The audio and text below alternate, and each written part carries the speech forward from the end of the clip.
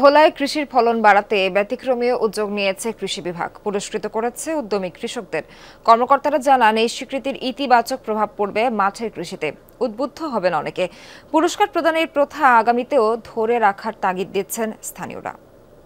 Ceylon family ব্লেন্ডের কড়ালিকার আর সতেজ স্বাদের perfect ব্লেন্ডে স্বপ্নেরা মেলুক টানা।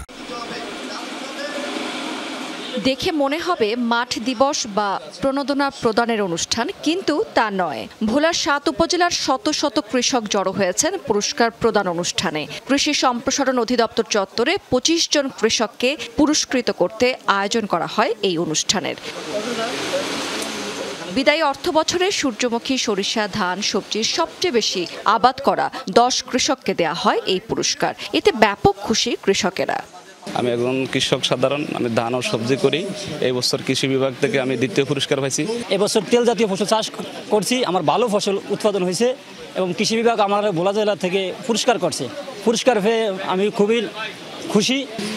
আমাদেরকে কৃষি অফিস থেকে পুরস্কৃতকরণে আমরা অনেক উৎসাহিত। আগামীতে আমরা তেল জাতীয় আরও দ্বিগুণ ফসল করবো ইনশাল্লাহ। পুরস্কার প্রদান কার্যক্রমকে ইতিবাচক হিসেবেই দেখছে স্থানীয় কৃষক সমাজ। বলছে এতে আবাদে আরও বেশি আগ্রহ বাড়বে। দাবি জানিয়েছেন প্রতি বছর এমন পুরস্কারের ব্যবস্থা রাখার। অনেকে এখানে পুরস্কৃত হয়েছে। আমারও সামনের দিকে ইনশাল্লাহ আশা আছে আরও বেশিভাবে বিশালভাবে চাষ করিয়া আমি আমার পুরস্কৃত হওয়ার জন্য। আজকে যে কৃষকদেরকে পুরস্কার দেওয়ার ব্যবস্থা করা হয়েছে, আমরা যারা পুরস্কার পাই নাই, আমরাও আগামীতে ভালো চাষাবাদের মাধ্যমে পুরস্কার পাওয়ার চেষ্টা করব। ফলন বাড়াতে এমন উদ্যোগ গ্রহণ করা হয়েছে বলে দাবি কৃষি বিভাগের। এই জেলার কৃষিকে দিনে দিনে এগিয়ে নেওয়ার জন্য, আরও বেশি উৎসাহিত করার জন্য তাদেরকে আজকের এই সংক্ষিপ্ত একটি অনুষ্ঠানের মাধ্যমে পুরস্কৃত করা হয়েছে। পুরস্কার মান যাই হোক, এটা তাদের জন্য একটি বিরাট স্বীকৃতি এবং তারা অনেক বেশি উদ্বুদ্ধ হবে।